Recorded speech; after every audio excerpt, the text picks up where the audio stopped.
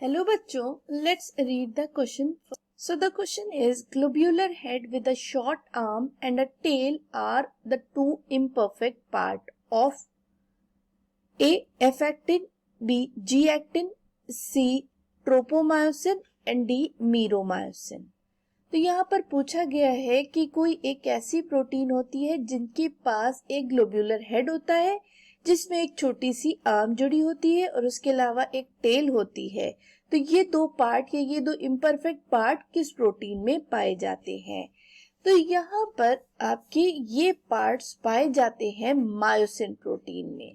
तो ये पार्ट पाए जाएंगे कहाँ पर? मायोसिन प्रोटीन में।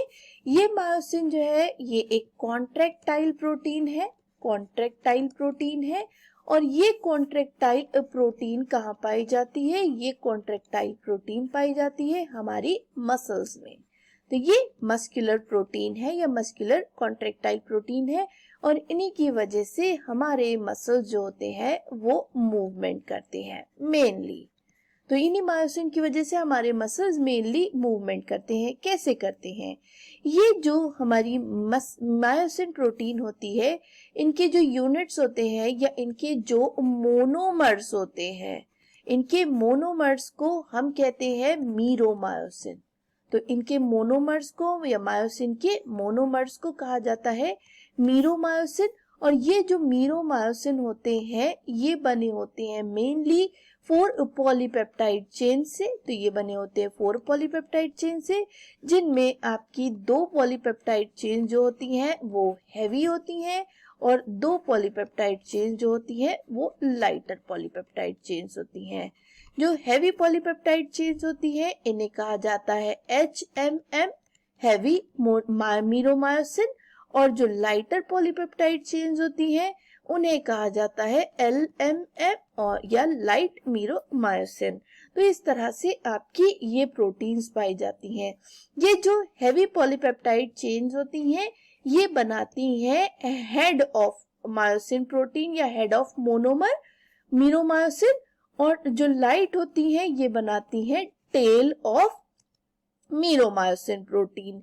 यहाँ पर ये जो हेड होता है ये बेसिकली ग्लोब्यूलर होता है। तो ये ग्लोब्यूल नेचर का होता है, ग्लोब्यूलर हेड होता है। और इस हेड के ऊपर एक छोटा सा आर्म होता है, हम कहें कि शॉर्ट आर्म होता है।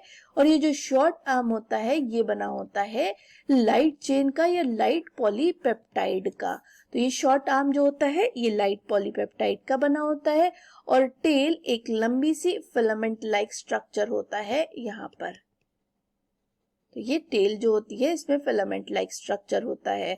तो यहाँ पर जो क्वेश्चन पूछा गया है कि ये जो ग्लोब्यूलर हेड होते हैं और टेल होते हैं इस तरह के पार्ट कहाँ पर पाए जाते हैं?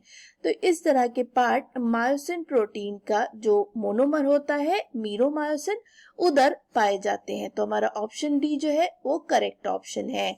ऑप्शन ए है एफ एक्टिन। तो एफ एक्टिन फिलामेंटस होती है, ना कि इनमें ग्लोब्यूलर हेड्स पाए जाते हैं। तो ये फिलामेंटस होती हैं, इनमें ग्लोब्यूलर हेड्स नहीं पाए जाते। G actin, these are the units और मोनोमर्स ऑफ एफ एक्टिन। तो ये मोनोमर्स होते हैं किसके? एफ एक्टिन्स के।